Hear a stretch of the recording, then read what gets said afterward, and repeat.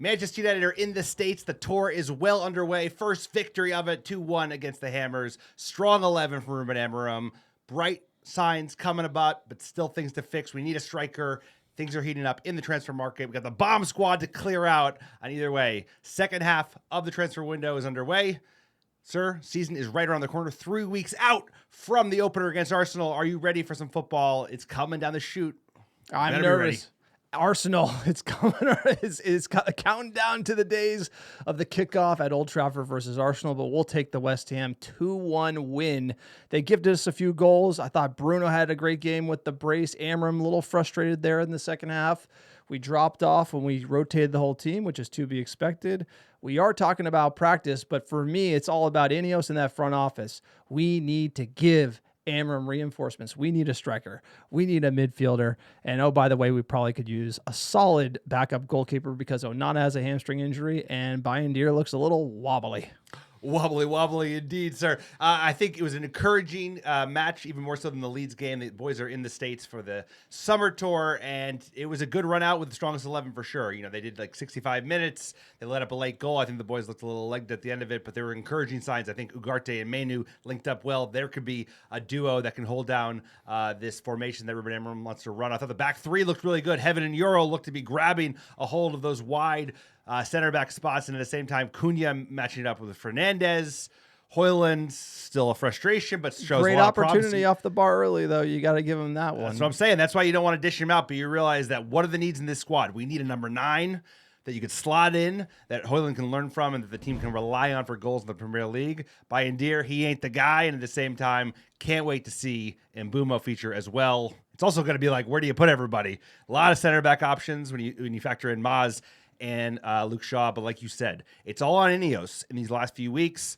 Ruben Amorim, he did not look thrilled on the sideline, even after we got the early goal, fortuitous goal. But Ineos have a lot of work to do. Only one player cleared out of the bomb squad to date. We have 4 players left, but there are grumblings happening. It's just, we got to move, but I think signings are going to go late into this transfer window, sir, given just how much work they have to do. We have a lot to break down in this podcast. We're going to jump into the West Ham recap. We're going to talk about the striker search, the bomb squad news, PSLs might maybe coming with Sir Jim in the new stadium. I think that is a bad option.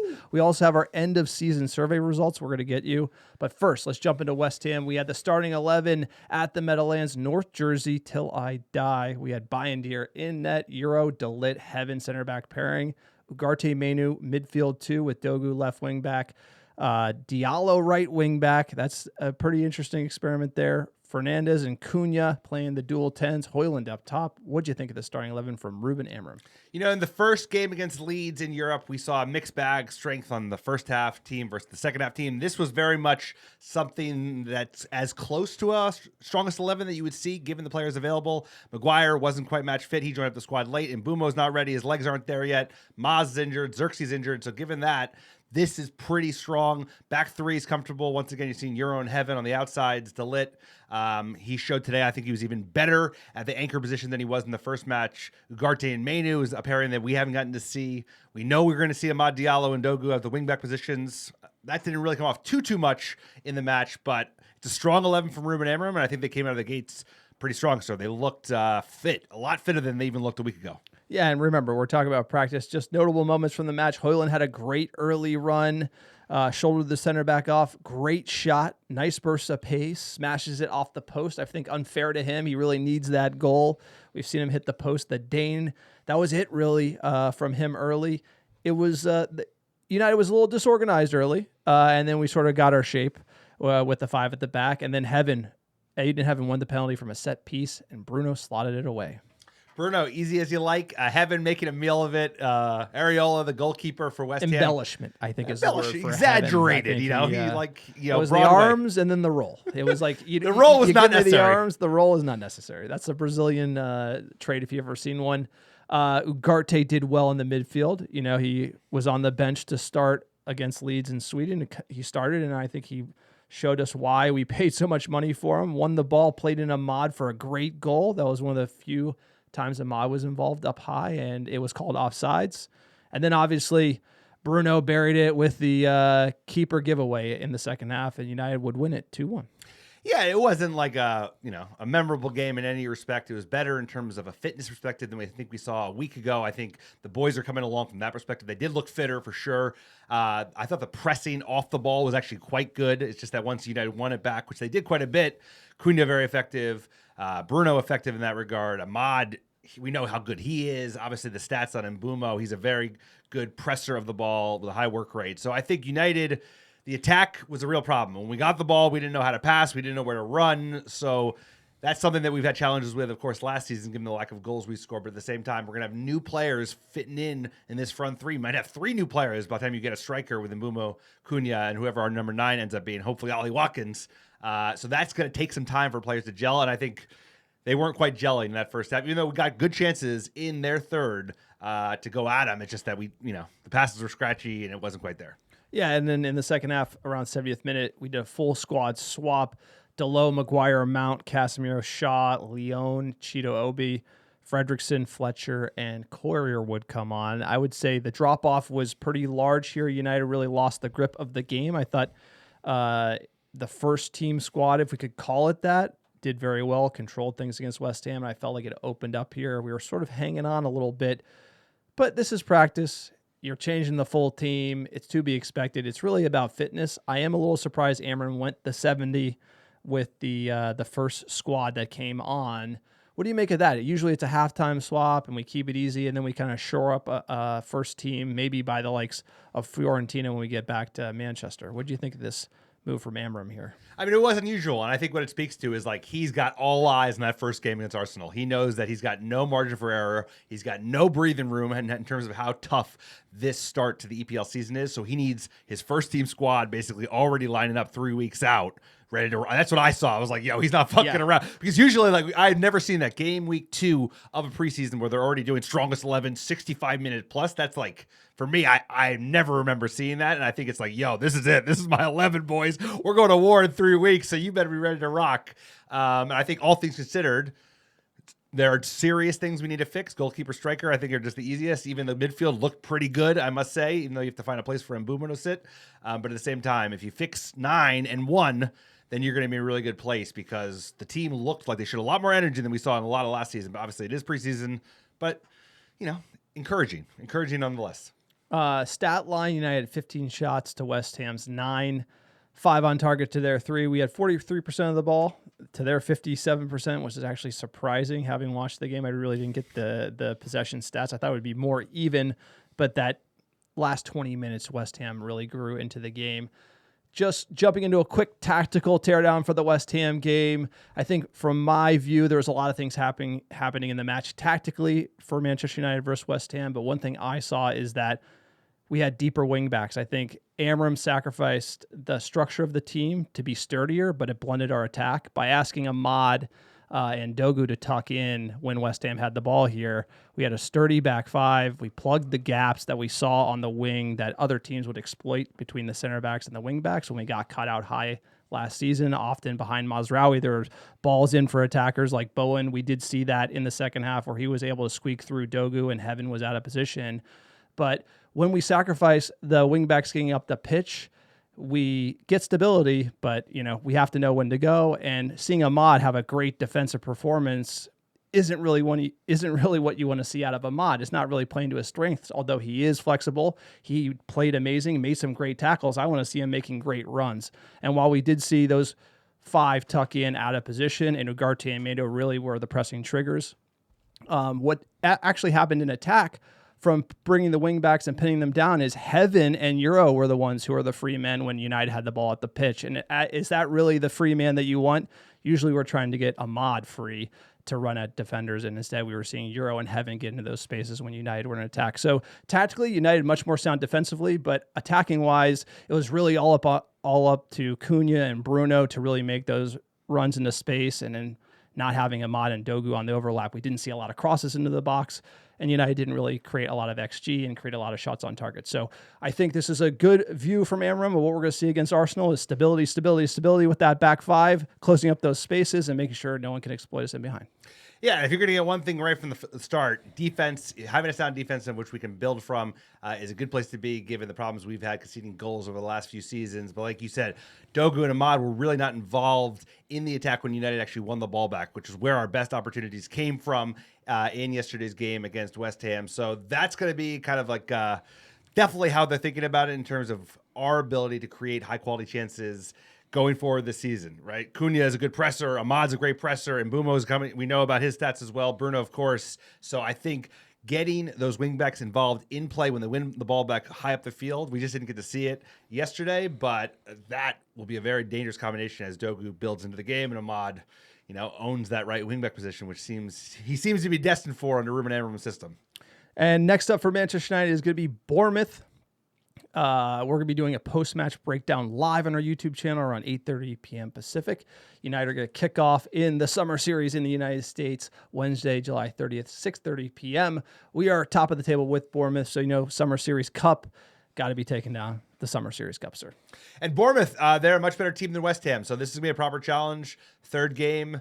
We want to see more legs. I think they're going to be pushing beyond 70th minute. Probably see a very similar 11 that we saw against West Ham. You might see Harry Magoo maybe outshine De Ligt. I think he's probably first in line in terms of that anchor position. But Lenny Euro and Aiden Heaven looked terrific. I think once again, they obviously got legged at the end by Bowen. I think all the defenders were kind of cooked.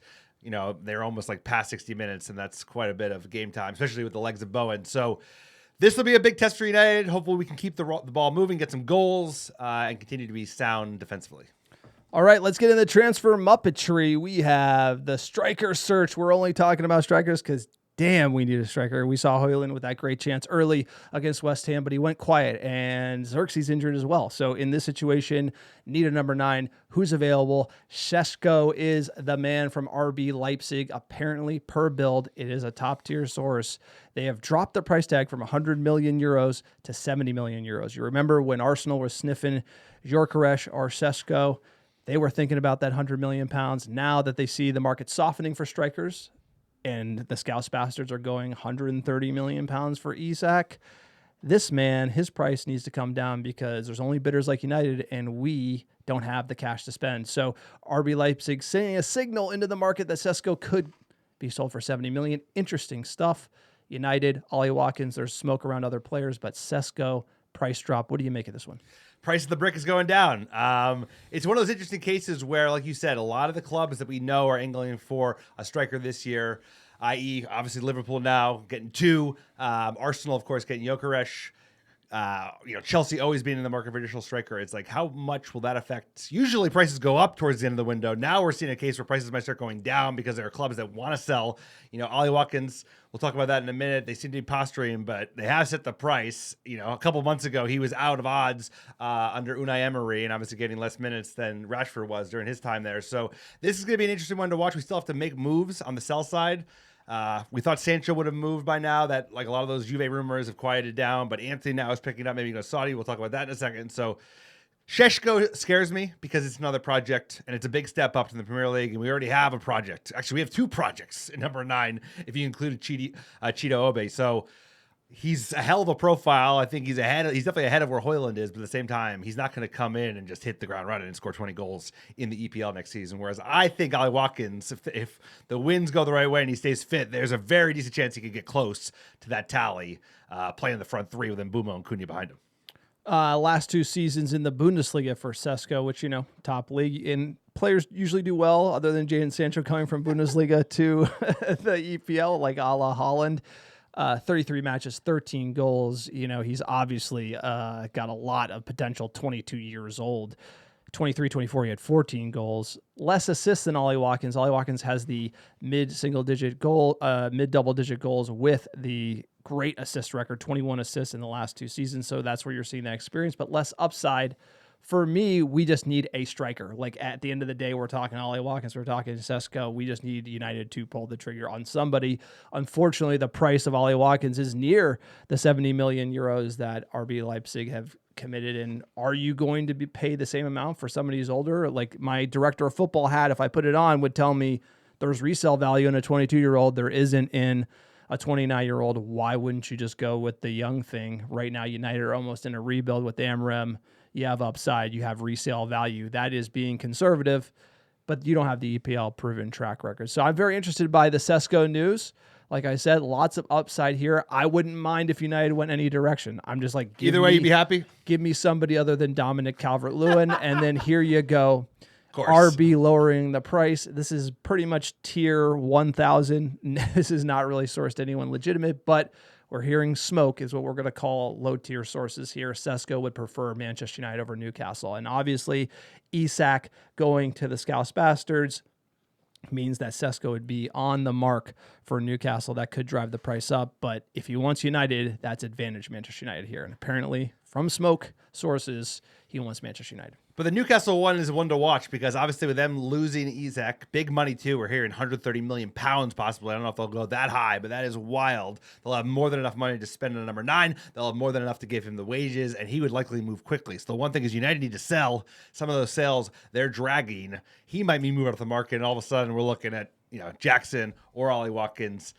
Definitely, you wear that EPL football manager hat. There's the resale value, but the sure thing status. Olly Watkins is as close as you can get to a sure thing, but you only can get 2-3 top years out of him. You're not going to complain. You're not going to. Either way, I think either way. We've hit the status in the market where if we sign anybody, we're not going to complain. Let's ask ECL, as long as the ECL. Magic 8 Ball here on the podcast. Will Cesco play for Manchester United in 25-26? Will we sign him?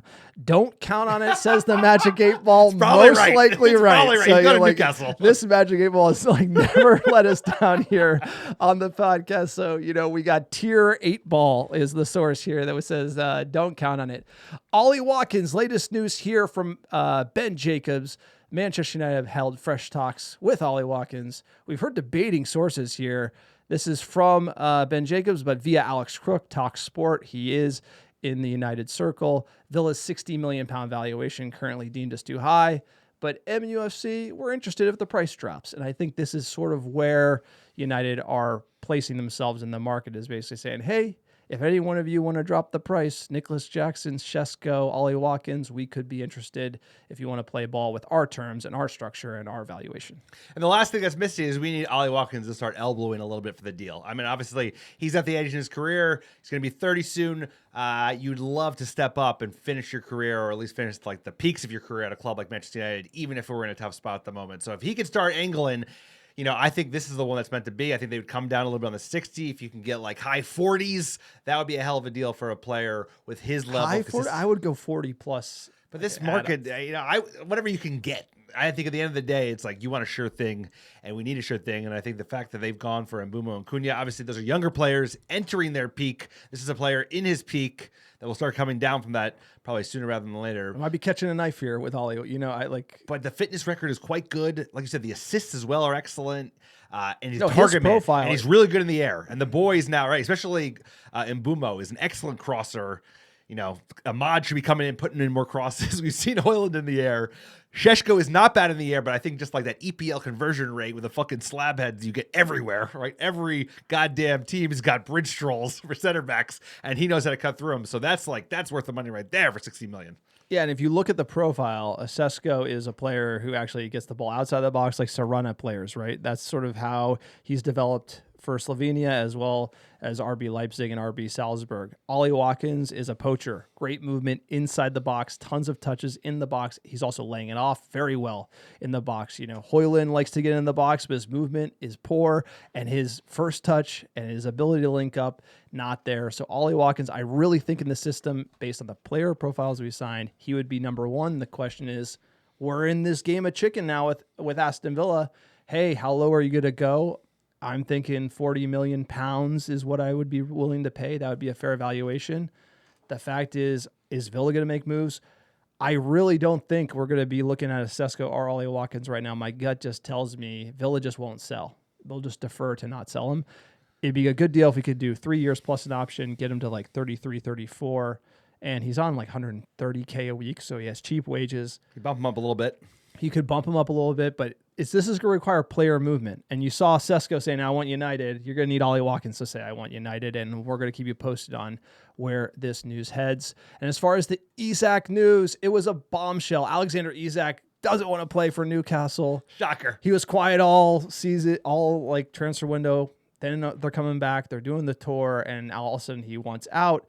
This was really interesting because apparently United were interested, and then it was quickly ruled out by Chris Wheeler here saying, hey, we're not even close to that like nosebleed valuation of 130 million pounds that Newcastle has for Isak. And then once he goes, the dominoes are going to fall. The rumors with this transfer kind of go crazy because Newcastle was going to have Ekitike be the replacement, but Liverpool already signed him. Now Liverpool double barrel. Wow. 200 million on 2 strikers. That's a crazy strategy.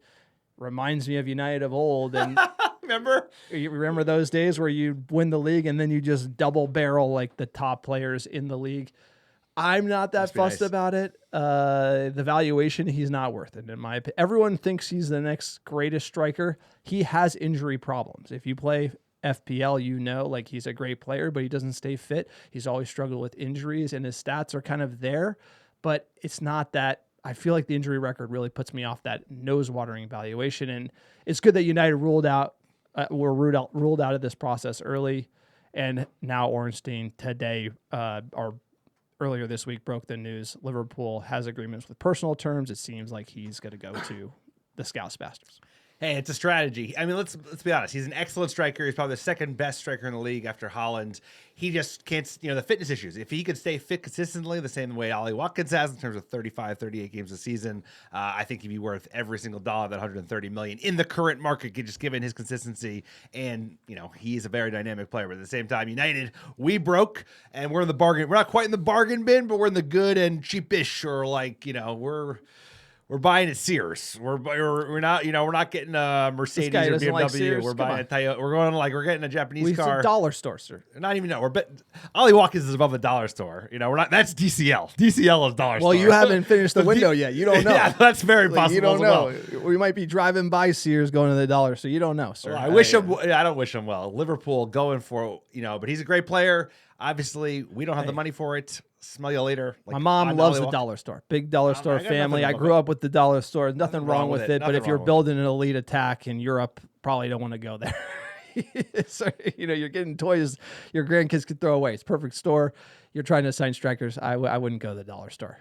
Well, they wouldn't match the caliber of signings we made to date because those are not dollar store signings. Those are excellent signings. So, Bouma and Cunha, Olly Watkins, Isak would look very good in front of them, but I guess the strategy. We'll see how it works out at Liverpool. Yeah, they might stack a couple more, sir. I think he's more of a sure thing than some of the players they've signed from abroad because Wirtz, I think, is going to have a harder time adapting to the physicality and the step up in the Premier League. Isak, he could score. Look at the big money deals. Look at the top valued players in world football purchased. I mean, there's very few. That come good. And even like a Haaland character who comes good season 1, season 2 is a let off. And he already renewed this mega money deal. So you never know with the Scousebusters. They're going for broke, which is very interesting to me. But their cash coffers are not infinite. And spending this much this year, they're not going to be able to spend that much next year. And, they have key players that might fall off. Next bit of news here, jumping into I think we're going to go bomb squad. Everyone's... Bomb Squad. I don't know what the bomb. I think the Bomb Squad saves you, but now this nickname hasn't gone away. Manchester United have a Bomb Squad. It is Garnacho, Antony, Malacia is a backup player there. Rashford, obviously, he escaped the Bomb Squad, and Sandwich and Jadon Sancho. But Amorim this week was quoted. If we reach a point where they have to join the team, they will join the team because there are players, and I know for a fact that Omar and Jason have a number for these players. If clubs don't reach that, they will be Manchester United players. No doubts about that. So we were waiting. They're frozen out, and then Amorim drops this bomb. I'm going to say this is a bomb. Basically, they're going to be United players if we can't sell them, and we're not going to sell them for cheap. Is this posturing, or do we actually mean business here? This is posturing, but this is also doesn't mean it's bad posturing. So I think this is the effective message that should be sent out there. I think there's a lot of clubs that are sniffing around for bargain deals. Speaking of dollar store, they're sniffing around the dollar store trying to get themselves a Jadon Sancho on the cheap, especially with Antony. I know Batiste are trying to string out United and try and get some bullshit loan again. So whether this will be effective or not, I don't know, but I think this is the right message to send to the market, which is, hey, man, at the end of the day, we could use a fucking Antony. Like we have games. We saw how much of a drop-off there. We're not going to play Jack Fletcher at 10, so, like, we could use an Antony. Why not? Even though we don't want him, right? Obviously, he's not involved right now, but at the same time, I think you have to send this message to the broader market, which is Manchester United are not going to get taken advantage of. We're happy to keep him on our books, but please buy them. Please buy them. They're worth this price. We have a number. Just come and buy them. Yeah, they are on sale, to be fair. Yeah, they're $1. Their cost is $1. It's a harsh environment when you're Manchester United trying to get rid of players. And the only thing that seems to work is sell cheap and then have sell-on clauses. That's the only thing we've seen work in the market. For us. But there's got to be value for players like Garnacho, Alejandro Garnacho. The latest news from Rob Dawson at ESPN. Tier 1 source, Bayern Munich have inquired about what it would take to sign Alejandro Garnacho, with his preference being to remain in the Premier League. I think Bayern would be a great move. I love this. You don't have to look at him in Chelsea blue. You don't have to swap him to Aston Villa. 40, 50, Bayern Munich, take him. I think it'd be great for him. I could see why he might not want to go to Germany. I mean, him learning German would be a laugh, right? I'd watch that documentary. I don't think he would learn German. I think they would probably want him to. I think that's one of the conditions. I mean, this would be a great team if you're talking about the development of Alejandro Garnacho for his own success. Going to Bayern with that team, less pressure. Also, the league is much more, much less challenging than it is in England. You get the minutes. I don't want him to go to Chelsea where he's. I'd root for him at Bayern. I would not root for him at Chelsea. It would break my heart to see him in another EPL kit. That'd be killer. It's like, but this would be good for his You development. are the chosen one. No, it's like a mod. That bicycle kick, Viva Garnacho. Unbelievable. The fact he likes Ronaldo over Messi, the fact that he in the Argentinian team, it was like an issue that he did the Ronaldo celebration, and he seemed all in on United. He did have issues off the pitch, and we did see that manifest into statements that are unacceptable. And this is the manager's team. The buck stops with him. And look, he put on the Villa kit of Rashford, these shenanigans. He's also young, and if you were ever young like we were, we did a bunch of stupid shit we regret. Plenty. I almost want to look past it, but let's just say Bayern Munich, come get him. 40 million pounds, PSR benefit to United. We could sign an Olly Watkins or even a Cesco on a structured deal. Really need to get rid of Alejandro Garnacho and to be a bonus for him not to be in the Premier League. Next Bomb Squad member, we got Antony. Come and save me. Saudi money. Come on, Saudi money. We need it. Like Al Nassr are in negotiations with Antony. And, I don't know why they would want to pay us 40 million, but if you're paying 100 for Bruno, surely it's 5 for Antony. 40 million is what they want to pay. This is insane. We're hoping, obviously we can't rate the tier of the Nassr journalists coming out of Saudi Arabia. That's over our skis. Nothing confirmed from the United side journos, but all of a sudden the past 24 to 48 hours, we're seeing some rumors that Antony in Saudi could be a big buy. And his agent has been very open about it. He said, we're open to a move to Saudi Arabia. And this came together in the last 40 hours. Like you said, there was a rumor of a bid. And then I think the fact that his agent made a public comment that, hey, we are ready and willing. I'll take that money. He's like, I'll take that money all day long. And guess what? Manchester United would take that money all day long. Dude, he's a useful player. He clearly worked hard. Perfect for the Saudi Sevilla. League. He does his spins. No, he would do terrific. He would score plenty of those curlers. And 40 million for us would be a godsend. Because like you said, we could go and get a proper number 9. Olly Watkins is a proper number 9. This would take care of it. PSR benefit as well. I think this washes out his deal. Sancho, and if we could do it. We got to get the Saudi connect. I'm telling you, we should be sending emissaries to Saudi Arabia, just getting deals done. We need boots on the ground in Riyadh. Get us some money. I feel like we're just doomed to not get rid of these players. So I'm doing glass half empty here with the prospects. I almost refuse to believe these rumors because I'm waiting for United side. From Ornstein, we've heard a lot of cold water on, hey, Sancho's actually not going. Well, there's so much smoke on Italy. He's actually not going to Italy, you know? So I'm kind of waiting for the shoe to drop on the reputable tiers for United journos before we really buy in. But there looks to be hope dismantling the bomb squad. Last member here, Malaysia, another Saudi offer, but again, hasn't been confirmed by any legitimate sources. So we're going to keep you posted here. So any notes on Malaysia? No, I mean, it is picked up by a decent Dutch journo, so there could be some legs in it.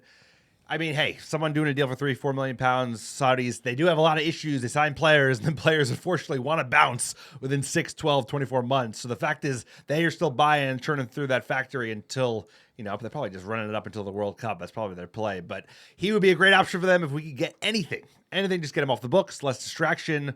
That would help move for the goalkeeper, right? Get us and Le Mans. You know, we definitely need to do an upgrade to buy Deer. So hopefully we can get Malaysia off the books sooner rather than later, or just in general, get it off the book at some point in this transfer window.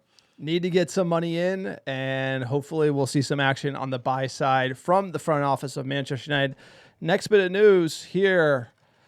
Not great news for Manchester United. We're talking about a big bombshell. Let's talk about the bomb squad. Sir Jim Ratcliffe, new stadium. How are they going to pay for it? Well, they want to charge fans £4,000 for a season ticket license. This comes from the US of A. And NFL new stadiums, you have to buy a PSL, which is a permanent seat license or a professional seat license. It's an acronym used in multiple different ways where you charge a one-time fee and then the fan has a right to buy that seat over the next 30 years. And so the way it would work is like a country club. You join, you pay a fee. I'm not a member of any country club, but I've heard, you know, you pay a permanent fee. That fee is held in bond, basically. And then when you leave, you get your fee back. So say if I had a season ticket, I pay the $4,000, then I pay every year for my season ticket. And then say if I want to get rid of it, then I sell it to another fan and then they pay me that $4,000 back over time. So it's sort of a one-time charge to the fans to try to raise more cash, get more out of that bloodstone. I feel like this is a horrible idea from Sir Jim. If he knows anything about the fans, if he knows anything about the season tickets, he's already increased the prices.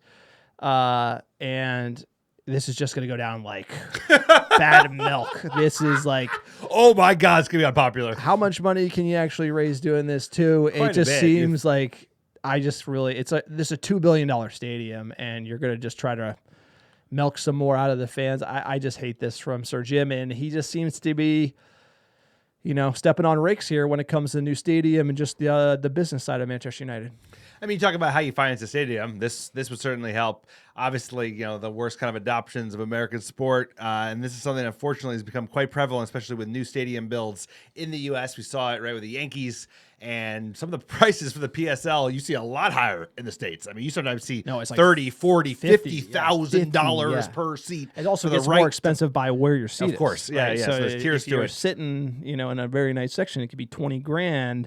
But you know, let's say new stadium, 100,000 seater. Times you 4K. Say, hey, 60,000 of those are season tickets times 4,000. You're looking at $240 million. It's a good amount of money, but like, are you going to get that out of people? And this is kind of, we said when they showed this stadium, first of all, I don't like the design. I think it's the antithesis of the region, right? Like if you're building a new stadium in Saudi Arabia and it looked like this, I think it's fine.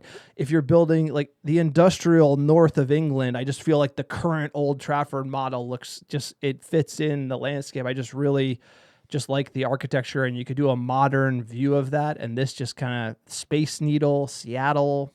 Then you got sort of the cover. I don't really rate this stadium anyway, and it's too expensive. You could build $1 billion stadium and have it like be fine. Like, why do you need a $2 billion? You could build $1 billion 100,000 seater stadium. Just make it cheaper. This just seems to be the deluxe version. We don't have the money, more debt, charging the fans more money. I don't like this. And we're the biggest club in the world, so we should have one of the most grandiose stadiums in the world. I think the ambition is right. You know, aesthetics, I'll leave it to everyone else's own to make up their own decision. I kind of like the ambition of it, but at the same time, this is coming, sir. You know, I know this is coming because the price is actually reasonable, like in their minds on an England perspective, because it's not 40,000. If they voted 30,000, they'd burn the bitch down. Well, but I think what you're going to see is this for fans like us. overseas fans who are not local, who don't have a Manchester address, who they can justify selling a PSL, where the local fans wouldn't give a shit, help finance the stadium, and they can ring it out to the internationals. This is an all-encompassing PSL. This is not just it's gonna charging be. It's, like you said, it's gonna go down like fucking anthrax. It's like people. I mean, they're gonna burn the mother down. They were freaking out about 20% increase in season ticket costs. This is like a big lump sum when you consider how much money that is to many local folks. So this is going to be extremely unpopular, but Ratcliffe has been not shy about doing extremely unpopular things, has he? Well, let's just be honest what this does. I mean, if you watch American sports, and so like I'm a New York Giants fan, football fan, the old Meadowlands, they had fans, it was packed with local fans all the time. There were no PSLs. They knocked down the old Meadowlands. They built the monstrosity that is MetLife Stadium. It has no soul. It's horrible. Like, you look at any other stadium, we don't want to get into like where the money went, but I think we all know North Jersey. Watch The Sopranos, you get an idea where the money went. But they put PSLs in, and now all the seats are corporate. So like no fans are actually in the good seats, right? All the fans are in the cheap seats. They did the same thing with the Yankees when they built New Yankee Stadium. I don't know if they have PSLs, but all the really good seats are corporate, and they're empty. They're empty during all the games, and so you watch the game, and like the best seats in the house are empty, and then like all the fans are in the bleachers, and that's just what's happened in the tri-state area. I'm not really familiar with others, but it just rips the soul out of the team. And the one thing about Manchester United is like it's the whole club and the whole stadium experience is the antithesis of that. It's basically all local fans. It's the hardcore fans. We're in the Stretford end. Our season tickets are there. It's like we have to attend and be guaranteed on 90% attendance to even have a shot at those tickets. So it's quite a commitment for us to even have these season tickets. And the fact that they're going to put a higher price tag on that is just something that is just anti-fan. And Ratcliffe has been anti-fan coming in. He's tried to communicate, try to create some sob story about it, but I just feel like getting rid of all the cost-cutting measures he did where they killed the fund for the ex-players. Now they're going to take more money from loyal fans. People are not going to pay this. People will not pay this, and then it will kill the atmosphere of Old Trafford. And if you don't have that atmosphere, what do you have?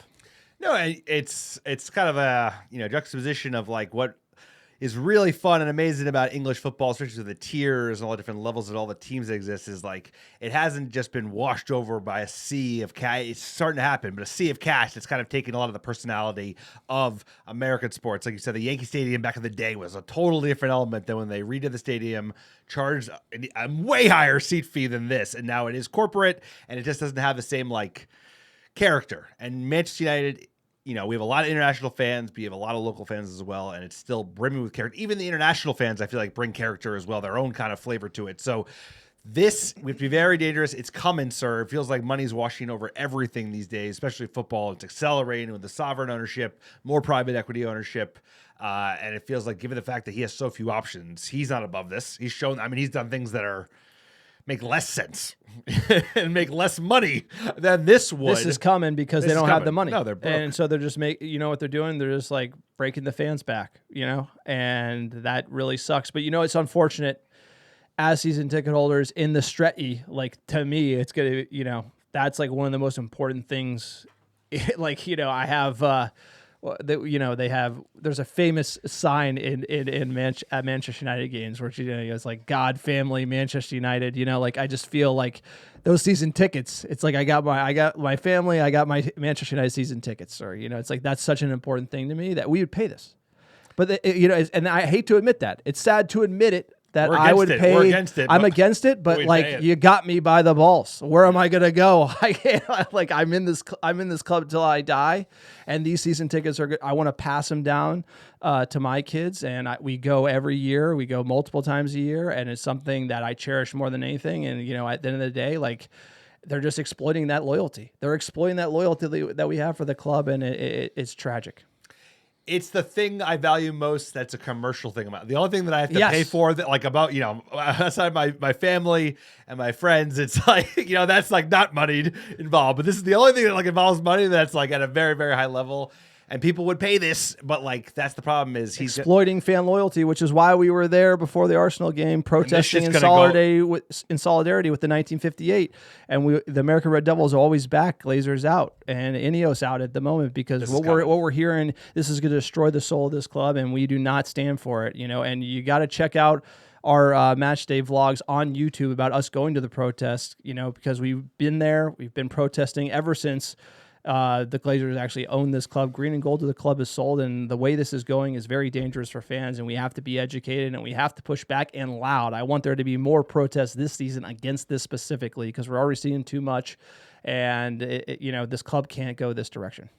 Absolutely. Don't forget, pick up a Glazer out scarf at our store. Go to AmericanRedDevils.com. Don't forget to like and subscribe. If you're watching this YouTube and enjoying it, sir, fans got to push back because Ratcliffe, he's even more ambitious in some of these regards than the Glazers. They would just chill in Florida, not touch things. He's going fucking all in because he's broke. He doesn't have the money. Can't you cut a few seats and give it whatever, something. Next, we're jumping into our annual survey results. So everyone who follows the podcast on socials, we always send out a survey every single season. So a little bit of housekeeping here on the podcast. We usually cover just Manchester United news. We'll get to your fan questions, but we're just going to dive into the survey and the podcast and everything that has been happening. We've recently made the jump to YouTube, I want to say basically a year ago. So we came over from our terrestrial pod audio to YouTube like a lot of podcasts have been doing. And we've had a lot of fun coming to YouTube, trying to find our feet here. And this survey was really helpful for us to get feedback from you, the fans. So starting off with the most relevant questions we thought it would make sense to share, and we're going to get to your feedback where you cut me and Alex. That's our favorite part is when we get critical feedback. Used to it. Number one was, how do you consume the show now? Obviously, we made the jump to YouTube where you can get the podcast on iTunes, Spotify, wherever you listen, and you can get it on YouTube. 90% still listen on audio podcast apps. Now, I think this is probably the hardcores who actually fill out the survey. So again, if you actually listen on YouTube, please comment below, let us know on our YouTube video. But we're going based on the survey data, which I think there's enough people have filled it out. Majority of people still listen to the audio, and that's great for us to hear. And then the next question, do you subscribe to us on YouTube? 80% do. Appreciate you. People know that we're on YouTube. People who listen to us have gone over, subscribed, helped us, and supported us. We're a growing small channel. Please share it. This goes a long way. We're trying to get this thing off the ground. We've been doing it for the love of the game, and we really appreciate the support. And if you're in that 18% who hasn't subscribed, get over there and subscribe because it helps. Even if you don't listen, it does help the pod. It goes a long way. So we appreciate this survey. As we look at how we do the pod each and every year, it's great feedback because we think, what do fans want to see on an ongoing basis and how can we provide and create the best content possible talking about our great football club. So we love that feedback, sir. We love it. And we're 8 years in at this point. Unbelievable. And so I think part of the theme is, let's just get through the survey here. Are you a member of our Discord channel? 50% are not. So if you're listening to the podcast or on YouTube and you don't know what Discord is, it is basically a giant group chat. It's an amazing community. We have over 1,000 American Red Devils. I think we have 1,300 by my last count. There's a match day chat. Whenever Manchester United is playing a match, people are talking about the match. We're talking about all the latest transfer news. It's in our group chat on our Discord. You can get the invite. It's pinned in our description on our YouTube channel. You click on it, you jump right into the chat. Meet all like-minded Manchester United fans that are just getting ramped up for the season. So please check it out. I was very surprised that we have a lot of listeners that are not in our Discord channel. Yeah, and Discord is something that I wasn't really using before I got very involved with it with American Red Devils and some other pursuits. But it's something that's easy to put on your phone or your computer and a lot of fun as well, especially right now with the summer transfer window. So there's a lot of happenings, a lot of banter, a lot of shit talking, and it only gets more fun on match day. So check out our Discord. And we're in there, right? So me and Alex are in there every day debating the fans. We're talking about the latest news, running polls. It's a ton of fun. So please get in there, check it out. And then our next question here was, are you a Patreon member? So if you're not familiar with Patreon, it's sort of our creme de la creme community. It's if you want to go farther from our store or just listening and liking and subscribing, you want to support us, you can check out our Patreon page, patreon.com/American Red Devils. We do a behind the scenes podcast every single month. There's tons of other benefits if you sign and join up. We're also going to be doing a new benefit where Patreon members are actually going to get live call-in access to our transfer news show midweek, which will be like a lot of fun to have actual fan conversations and then post those to our YouTube channel. So please, if you're on the fence or considering, we need your support. We made a lot of upgrades to the podcast. We want to keep growing this thing. It's independently fan owned. We criticize the ownership. We're not shilling for the Glazers. We're not shilling for Ineos. We give it to you like it should be, unfiltered and raw and authentic. That's kind of how we stay grounded here at the American Red Devils. And we just want to make sure that fan voices aren't drowned out, right? For fans, by fans. We talk about all topics. Nothing's off limits.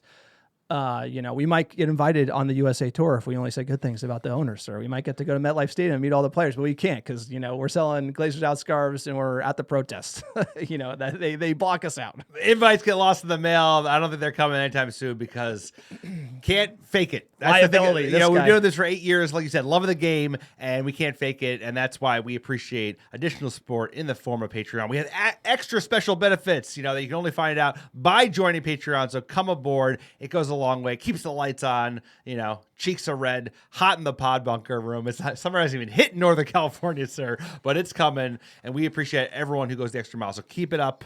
It goes a long way. It's gonna be a big season for United and for the American Red Devils. Yeah, and we're committed to the podcast. We're gonna keep running and keep going. We love this team. They're gonna get good eventually. That's kind of the idea. It's like we're gonna keep, with season ticket holders. Now let's get into the feedback. It's probably the most interesting part here. We're going to start with the first one. All this is anonymous. I love that you guys are going for the gold with YouTube. As someone who works in media research, YouTube is so important. However, as a fan of ARD from before all that, the polishing up of the show has gotten rid of a bit of the fun. I kind of preferred it more off the cuff, but understand why you got to evolve. Good luck figuring it all out, and good luck to us all with the next season. Again, appreciate the feedback here. Look, we have made the transition to YouTube. I think we have learned a lot over the last year. I think we want to stay true to the audio format. I think a lot of people have made the comment where we want the old format where it was longer and we covered more in one podcast episode, which I think we're going to return to, but we're not going to polish it up too much. I feel like the fan questions and the end of the podcast is really how we want to keep it less polished, more open. And, at the end of the day, we are very unscripted and we are also continue to curse and say crazy things like boom, boom, boom, and boomo. I want to say that all season long. So we're not trying to be YouTubers. We're trying to grow this great community. But if we are, make sure to microphone check us and let us know. You can tweet us, you can email us, you can go on Discord and tell us you don't like it. We want feedback. And I think we want to return to our roots. So we tried some stuff in the last year. We learned many things, but long form is coming back in many ways. We're going to cover a lot of topics, the right level of polish, right level of intel, hopefully, adding value to all the Manchester United consumers out there who don't want to just get the bullshit with hopium or just like negative. We like to call it as United fans because that's what we are at the end of the day. So we're tuning the engine, sir. The problem is the American Red Devil airplane ain't never coming down from the air. So we're always tuning it mid-flight, but trying to get better. And we appreciate your feedback. It goes a long way, and we're trying to incorporate it. For those who are consuming on a weekly basis, you'll notice I think we're already incorporating many of the feedbacks that we've received. Yeah, and that's why, fill out the survey or tweet us or email us, americanreddevils@gmail.com. We are open to feedback. Next one here. I missed the United in the news segment. It's hard to find now, so I listened to your post-game, then preview podcast, and then go search for your current takes on news on YouTube. I loved having it all in one place. So this is the big change. We did break it up and put it on YouTube last year, and now we're going back to the old segment where we're going to do match recaps, match previews, and then United in the News would be dropping weekly on Monday because United's not in Europe. So there would be one episode you can listen to on the podcast feed, and then we're going to clip that up and then share it on our YouTube channel. So Monday morning is when we're going to be dropping the pod. So we're going to go from a real-time upload to a Monday morning cadence. We're obviously going to be considering sharing it real time with our Patreon members. So if you want real time pods uploaded when we record them and not on the Monday morning schedule, sign up for Patreon. Let us know that's what you want. We will then upload them there as well. So just changing the cadence a little bit, trying to make it more regular and on the same schedule so that everyone can anticipate when pods are dropping versus randomly after matches, etc. So that's another change we're going to incorporate. Please let us know if you hate it or not. Someone also mentioned maybe adding a segment for when you go across the pond and talk about your trips to Old Trafford and other stadiums, pictures and videos for YouTube to see what your experience. We have this on our YouTube Match Day vlog. We have a playlist on our YouTube channel. Go to American Red Devils on YouTube. You can see our vlogs. They're filmed on my iPhone. It's me and Alex being numpties. Alex tasting meat pies at the different stadiums. It's a lot of fun. We want to do more of this. So the idea is we want to do travel. We want to talk about traveling as a USA-based United fan, give you tips, help you avoid the landmines of bad food in the UK. Good luck. I really try to think about it. Enjoy those videos, the match day vlogs. They were a lot of fun to film. Last time we were in Europe, got to do it in Spain, Portugal, as well as London and Manchester. And they've only tasted 2 of the pies on video to date. And there's 200 plus stadiums throughout the England pyramid. So 1% down, sir. We have a lot of pies to get through and a lot to look forward to as well. Next one here, guests to give a different view. Manchester United fans or fans from other clubs. Yes, guests are going to be a thing. We're already reaching out to other well-known Manchester United fans and ex-players to have them on the podcast to talk about Manchester United. We want guests.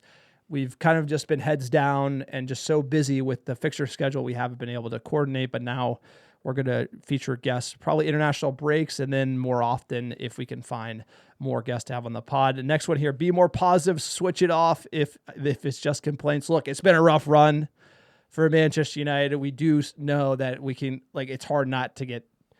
This last 2 years has been rough. I'm being honest. I'm not gonna give you I'm not good vibes, John. I maybe more be real. Hey, this sucks. Manchester United is a great club, storied history, and we've watched a lot of shit football. I am sick of it, but I need to be more positive. I get it. I come from North Jersey where the sports radio kills the hard John. I grew up on Hard John. Harsh sports radio. You lose the game. How dare you? People from Staten Island calling in, complaining about the team. I don't know. That's how I grew up. So maybe I'm a little unfiltered. I'm not going to just be total positive, but we need some hope as fans, and it's been a rough 2 years. That's really what I'm going to say. That's all I got to say about that. That's all I got to say about that.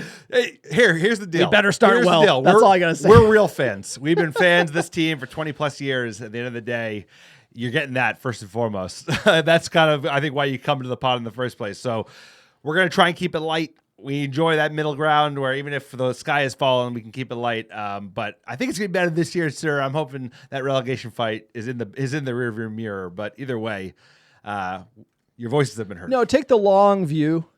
I think there's a lot of bright spots in the youth at United right now. And if we do start the season and fall on our face or Amorim gets the sack, we have to be careful not to spiral because it's not healthy no matter what you're doing. You don't want to get too negative on the team. Totally understand. Business analysis. We're going to keep the financial updates as well.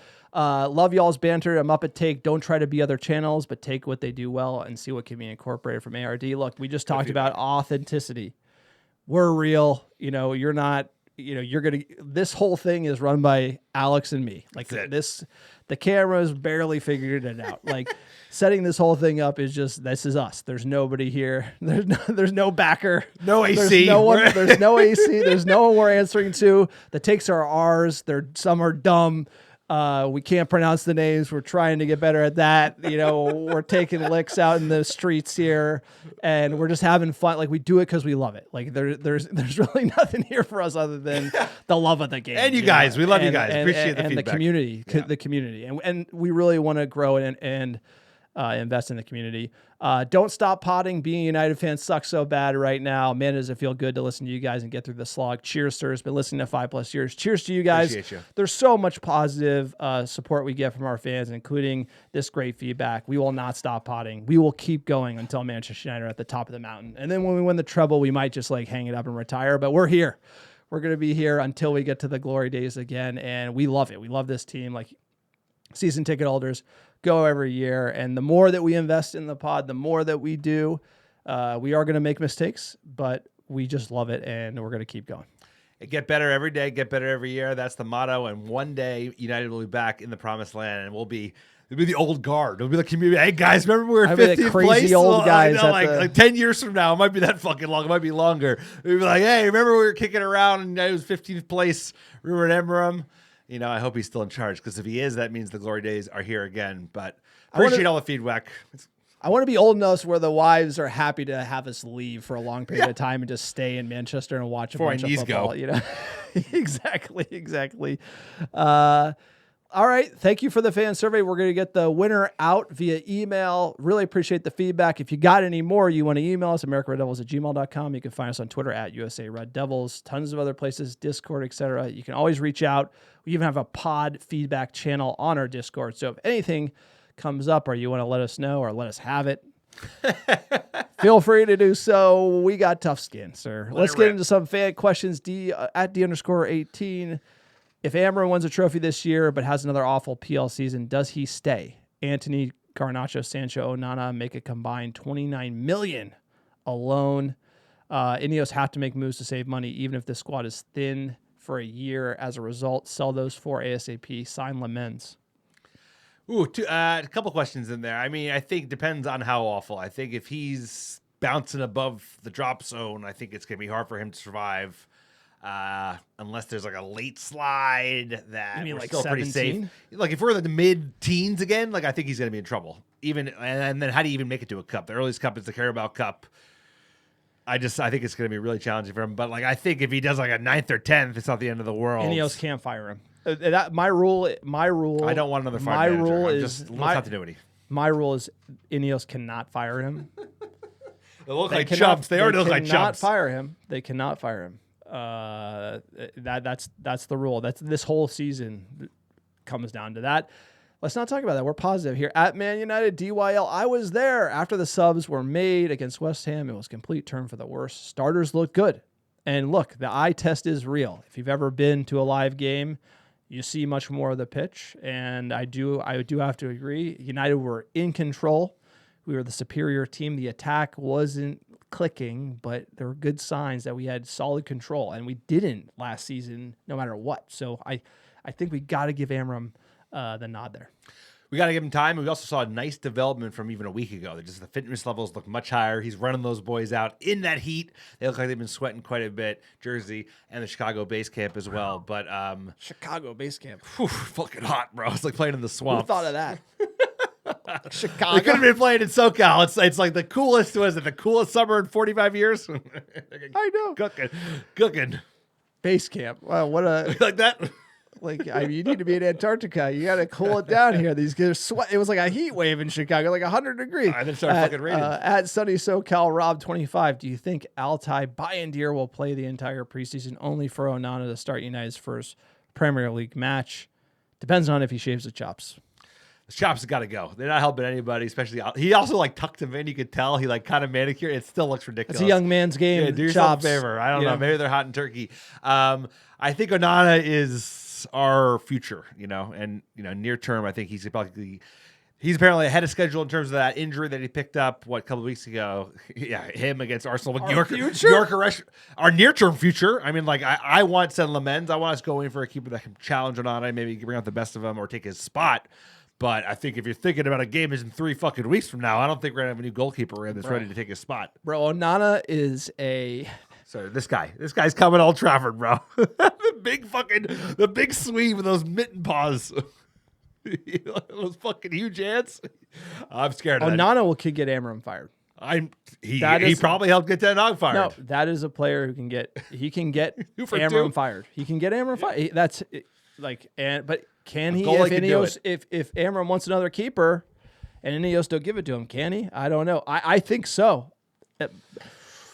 If I was the coach, I'd go with Bayern and Arsenal. You know why? Is because you have the excuse of the Onana injury. You get a look at the man in prime time, and that kind of gives you you can play the card. It gives you more info about Bayern, and I just feel like that would be the savvy move. But it basically feels to me like Amorim would just go to Onana. I don't know why I had that gut feel, but I feel like if you're being savvy, kind of gives you an excuse. If Bayern bottles it, you lose the game. You say, hey, well, our number one was injured. It gives you more excuses because it could go either way. I mean, he played the full 90 against West Ham, so it's very possible he is getting him ready to start at Old Trafford for the first game of the season. So we will see. I don't know if Onana's going to be ready, but I don't know, sir. I want to have more options because Bayern is, even with his good game against Arsenal last season, he's still pretty shaky. I think he did have an error. That is a great point. He played amazing against Arsenal, specifically that team. But, sir, that is it. That is the podcast. Appreciate everyone who listens. Please support the American Red Devils. Like, subscribe to our YouTube channel, like our socials, follow us around. You can get everything in our description below. Also, we got a great newsletter. We just launched americaredevils.com/newsletter to sign up. We filter out all the noise, give you the best Manchester United stories every single week, plus a little more intel. Check out our store, americadevils.store. We mentioned our Patreon page before. Sir, give us our top 10 downloads last 7 days. Don't forget to like and subscribe. Like John mentioned, top 10 cities last 7 days. That's why they're Chicago. Sir, number 1, how you doing? How you doing? Chicago, Illinois, Los Angeles, California, Dublin, Ireland, Charlotte, North Carolina, Oslo, Norway, Brooklyn, New York, Portland, Oregon, Atlanta, Georgia, New York, and last but not least, Dallas, Texas. Appreciate all the American Devils listening week in, week out. Couldn't do without you. Week in, week out. Week in, week out. You don't miss him. He complained about Hoyland, bro. That guy was slow. He could hit the broadside of a barn. Sir, he'll bring the glory days again. I certainly hope so. Come Ruben on, Amorim, let's do go, it, baby. Ruben Amorim. Bring the glory days.